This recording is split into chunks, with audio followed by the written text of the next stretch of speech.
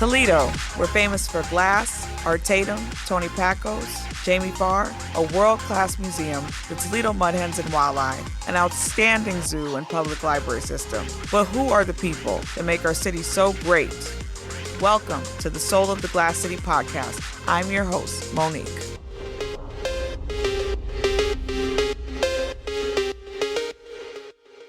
I am overjoyed right now. I just got to say, it has been a year and counting that I have been trying to get this guest on my podcast, and I'm just excited. So I have Dr. Shanda Gore in the building, and I first of all, let me just say how excited I am to be here, that the calendars and the planets have aligned. Yes. So that we can be in the same room at the same time. Really? And I'm excited to be on your show. Because I really cannot be near you for more than 2 to 3 minutes at a time because somebody's always dragging you away and needing your brain. So tell us about the young Shanda, because we know you now, Dr. Gore the Great, but tell us about young you. Where were you born and raised? So I was actually born right outside of Cleveland, actually in Bay Village, and I spent my early years in a town called Elyria. And then my family moved. I followed my father's job into Illinois, and we spent time in Peoria, Illinois for a little while. And then we came into Ohio. We came back to Ohio, and we settled in Maumee, Ohio. And for those that may not know where Maumee is, that's right outside of Toledo. Been a lot of places and probably learned a lot of things. I have. I would say my teachers called me the what if kid. I'm the person who always explored. Technically, I always wanted to question, why is that? What's a better solution? If we have one solution, why couldn't there be other solutions? So I was that kid. Perfect segue into my next question. How did your early environment shape your understanding of leadership, communication, and how did it influence you before you ever stepped into a formal leadership role? Well, I believe that, there's this saying, some people say, people are born leaders. I don't believe in that. I think that the environment does shape the individual. I think you have a tendency to being outgoing and being out with others. But I've found a number of leaders that are introverted, and they don't have to be extroverts, and it's an environmental. I would say that my parents nurtured an environment for me to explore, to learn, to be the best at what I wanted to be, and that encouragement carried all the way into my education, and it carried into the workplace. When I got ready to leave, I had my bachelor's of BAC in communications, so that was at the heart. And the most effective leaders communicate well. They do the best in communicating and sharing a message. And when they say what a goal is, typically with good communications, other individuals know why, what part they're playing in it. And I think that's where the heart of leadership, being a good communicator and being able to really tell the story of the purpose of what you're doing and why you're doing it. I'm just in awe. We're going to keep going, but I feel like I'm having a master class right now. Thank you. You've trained more than 23,000 leaders. What's the most surprising misconception people have about what effective leadership truly means? So I have done, actually last week it crossed over into 24,000 because I did 600 at one time. And I would say, not everybody who might have been in my workshop would put themselves as a leader, to be fair, but they were on their way. And because of the training and the workshops that we did, emotional intelligence, understanding how to, again, pivot in a situation where the challenges are. So I would say, this has been an experience. Many of the individuals, what I hope for, anybody who goes into some type of training with me, you leave with a couple of good solid nuggets when you leave out. And I think that that's really made a difference. In your book, because you are a best-selling author now. Yes, international. Yes. In your book, The PinLeader Path, you discuss effective human and AI leadership. Can you explain to our listeners what AI is in the context that you're using it? What do you believe leaders most underestimate about leading with AI? And just your take on it. Well, the PinLeader concept came to me 20 years ago. So it's a book that took 20 years to write over time. And I must say it's a better book now than it would have been 20 years ago because of the experiences that I was able to build into in case studies. But the PinLeader concept really talks about the most effective leaders being sharp, experienced, and educated in what they do, being straightforward with the plan, and being able to pivot when they needed to. And I will say this, being strong, having strength of character. People want to follow people they can trust. And so that really plays a factor, especially when you're leading, especially if you're giving challenging information to someone. And people take it better when they trust that what you're telling them is the truth. And so that's where the pin comes in, the concept of the pin. And then, AI is one of the 4 intelligences that the most effective leaders have. And I talk about it in the book.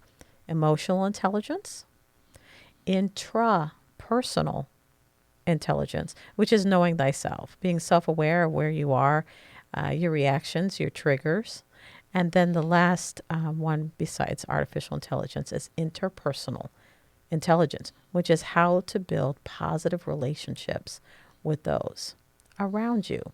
And so when you have those 3 and then you throw in artificial intelligence, which is really leveraging it as a tool. And in the book, I talk about it as a team member who eventually may become a leader. It is not there yet. I'm not telling individuals who are listening to turn over everything to AI. Not at all. In fact, I'm in the book, and on the cover of the book, I'm very clear. You put human in front of AI. It's not in alpha order. It's because humans always come first. And so we need to really keep that in mind when you're working with a tool like that. And if you're using it as part of a team and you're building a relationship with it, you need to keep in mind it is a tool that helps work you through and hopefully will take the mundane and turn it into something that you can then redirect all your energies in the more strategic thinking, the more creative side of you. So no AI before humans? No AI before you. Yes, and the alphabet for those are like, hey, I'm just saying, human before AI. I think everybody's still scared of AI, and that's why this makes you an even more effective speaker, because you're telling them, do not be afraid. It is a tool. It is an ally. Learn to use it before it abuses us. And let me just say this, treat it, and I talk about hallucinations in the book, that AI doesn't always give you the true answer of what's going on. And I do say this, is that treat it like you're investigating.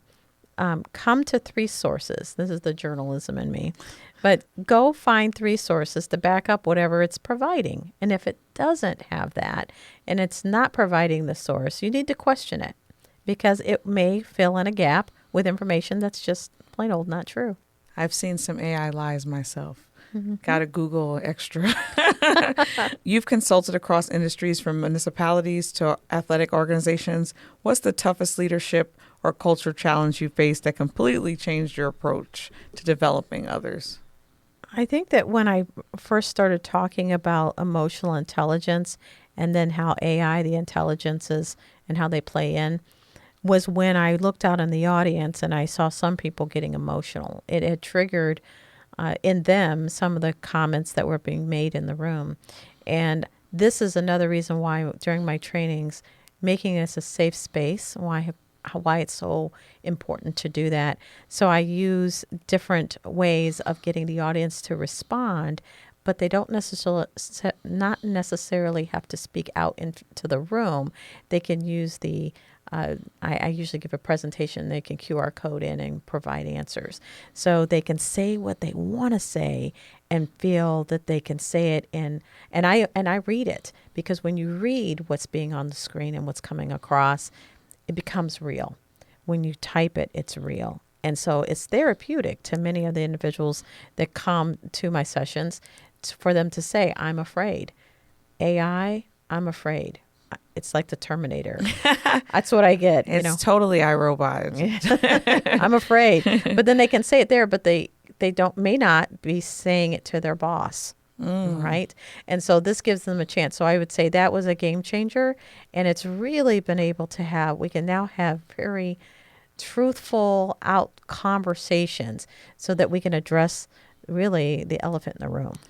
So when you first started, was it like a conversation and then it became a QR code?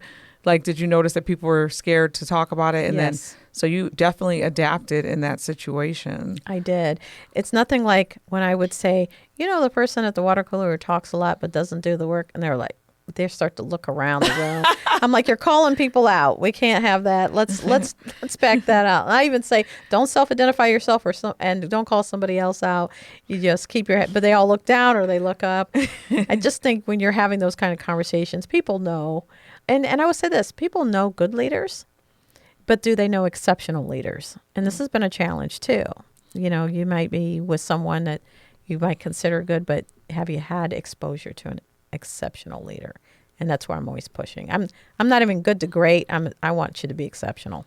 Looking ahead, if you could restructure leadership education for the next generation, what is one skill or mindset do you think that those new leaders need to acquire or to have? I think that anyone who tells you, and I said this at the conference, it was at Great Lakes AI Week, and I said this at the podium in front of a very large group, and I said to them, anybody who's going to tell you that this is what's going to happen in 5 years, and specifically in AI is where I was answering the question, I would run from them.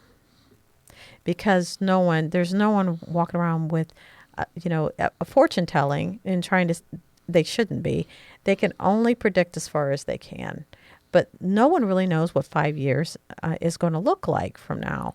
And even with I do leadership development, strategic planning, and culture building. And strategic planning is one of those pieces that I used to see plans that were 10 years out, 5 years out, 3 years, and 2 years out. So anyone listening about leadership, do not get hung up on leadership from 30 years ago. There's some nuggets in there, but just keep yourself educated. You want to be as sharp as possible and educate and experience with what's trending, what's new.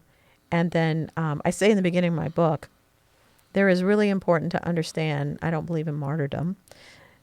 Working 60, 80 hours a week when you can become more efficient and I'll take somebody working 30 hours a week if they're getting the job done in an efficient way versus someone who'll labor all night long and not get the report done on time. It's not about time. It's about how you efficiently can work smarter, not harder. This is from the master's mouth right now. We are in the Dr. Shanda Gore master class. My doctorate in leadership, it is working for me. It is. I'm ready to take my money. But yes, this is very, very insightful interview. And the future is looking bright, but kind of scary at the same time. And I know you're trying to take that fear away. I think the more educated you become, the more comfortable you'll get. Yeah. And take baby steps. Please take baby steps. You're probably using it already. If you No, I'm using it. I'm speaking on behalf of the general public. But yes, for those listening, if you're using Alexa, Siri, Copilot, if you used to use that little paperclip that used to pop on the screen and talk to you, you've used AI at some point. You may not even realize it. Yes. Well, thank you so much for joining us today. I love this. I'm so happy you made it. I'm on the important people list in your life. You are yes. fantastic. I love your show. Thank you very much. You.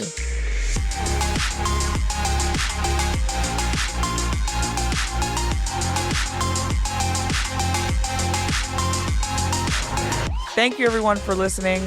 I'm your host and producer, Monique. My executive producer is Chris Piper. Join me next time for another exciting episode of Soul of the Glass City podcast.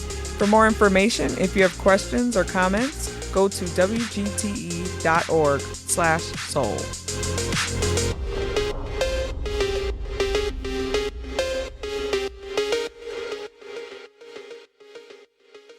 WGTE.